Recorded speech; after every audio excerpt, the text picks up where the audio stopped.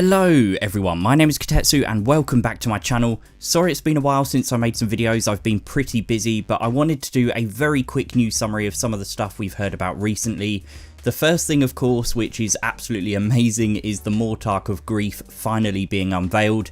And if you watched my unboxing video earlier, I said, oh, I found out the name of it before any of you guys know what it is from the General's Handbook that's sitting right in front of me. But obviously by that point we've already had the article revealing the MORTARCH of Grief anyway, but her name is OLYNDER, and this is what the model looks like. Let me just zoom out a little bit so you can see her a little bit better.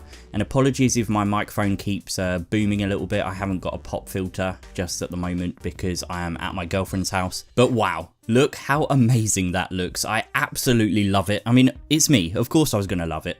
And I'm not normally very critical of models anyway, but occasionally if I don't like them, I will be the first person to say it. I absolutely love the veil that's covering her face. It's one of my absolute favourite features of the model. It just seems kind of ironic that they're unveiling a new model, but she's actually veiled. But yeah, okay. Yeah, I absolutely love these little guys, the spirits either side of her. I think if I had one criticism, it's the fact that I don't like the fact it's attached to just one wisp of her cloak. But it seems to be a bit of a recurring theme with these Night Haunt models that they're quite fragile. In terms of the size of her, I was actually expecting that she would be a little bit bigger.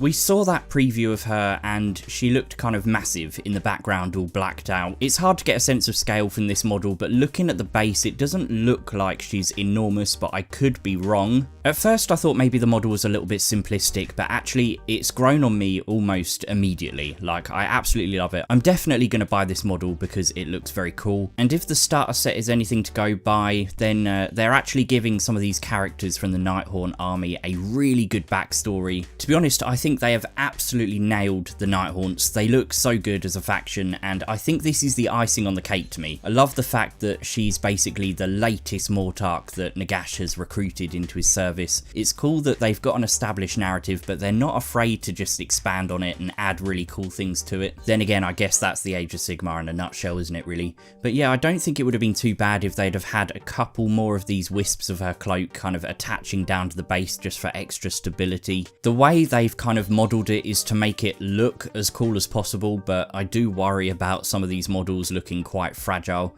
But yeah, in terms of this, I think it looks fantastic, and yeah, it's one of my favourite models I've seen in quite a while. I absolutely loved the Morathi model and it's one of my favourites ever, but I'm wondering if this actually has the edge on it to me.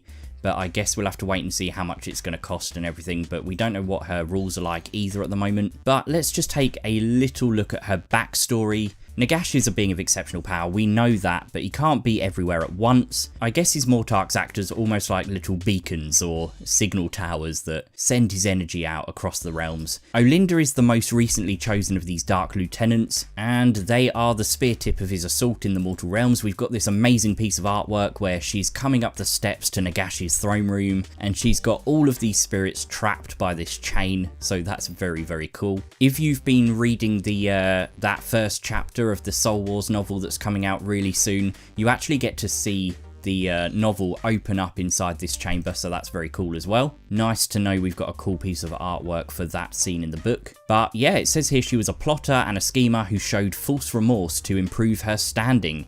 Now in death, she is the possessor of a misery so deep and black, it projects from her in vast deadly waves. Basically, if you face her, you lose hope and you know that you're going to die at some point very shortly. This gives us a little bit of an indication as to how she's going to play on the board. She is going to be a mage, as you would probably expect, and she's probably going to be very powerful, and her spectral attendants, as they're called, which are these two lovely chaps here, chaps, ladies, I'm not really sure, but they can tear people apart, which is exactly what we want to hear.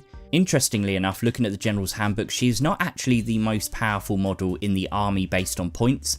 That honour goes to the Black Coach, which is actually quite a substantial 40 points more than she is. Obviously at the UK Games Expo, we looked at this article before, this was where they were really dialing up the excitement for her, but we haven't seen this guy still, and looking at the General's Handbook, I'm guessing that this guy is going to be called Reikenor the Grim Hailer. Of these three here, he is the cheapest in points, but nevertheless it looks like he's going to have a very cool model, and it's just nice to know that they're kind of bringing back in the narrative and the characters, and that's something I think's been missing from Age of Sigmar recently.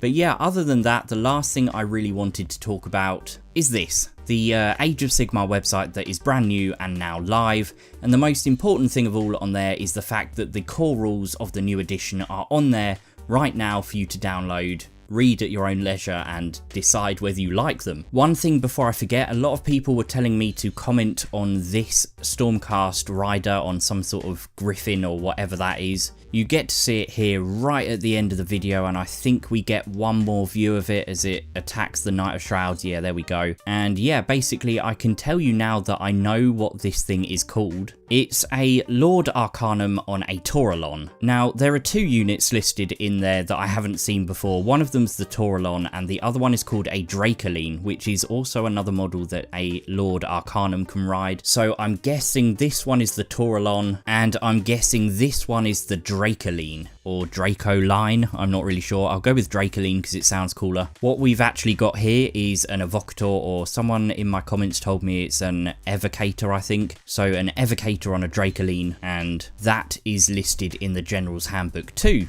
But yeah, a few closing comments. This is the new website, and the idea is obviously it's your first stop if you are brand new to the hobby and you want to know what the whole thing is about. In fact, this here is the video I was just playing a minute ago, and that's on the homepage. I think somewhere on here there's an introduction from Duncan from Warhammer TV. That's probably on the new to AOS section, but we've also got like an overview of the factions, the realms, but the most important thing, obviously, is the core rules. Go and download the rules right now, because this is basically the new edition, and I'm so glad they've kept these free, because that was one of the main draws for Age of Sigmar. If you really don't want to pay for rule books, you don't have to.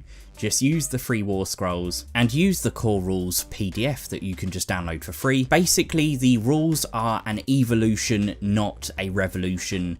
There are some really nice tweaks that I'm very glad they've put in there, but I haven't thoroughly read them, but it looks for the most part like things are very similar to how they were, but just much better explained. So if you're new to the hobby, don't worry. If you really liked the fact that it was simple, it's still pretty simple. It's more or less the same as it ever was. Just all those situations where it was a little bit vague how to carry things out are now expanded upon and explained an awful lot more. Like, we've got these diagrams here with the new models explaining how things attack each other. We've got explanations of how terrain can work if you want to generate some special rules for it. We've got a battle plan in there, which is nice, and all of the artwork and presentation and layout of the rules just looks so much better. But yeah, I think it weighs in at 18 pages, which is pretty nice. Yeah, there we go, 18 pages, and there's the back. I've got a print copy of this from the starter set, and I'm sure they will probably give out a few of these in Games Workshop too, so maybe go and check that out in the coming weeks. But yeah, otherwise that's basically the news update I wanted to do for now. I will be back as soon as I can with a look at some of the models from the starter set. I'm actually about to go and glue some of those together now. Obviously I've got the Malign sorcery stuff to unbox on my channel. I haven't even opened it because I want to save that for you guys. And then we've got the core book to look at. There's the General's Handbook. There's so much to talk about at the moment. And yeah, just thank you so much for watching. Don't forget to like the video. Don't forget to subscribe if you're new, and hit the little bell icon so you know when my videos come out.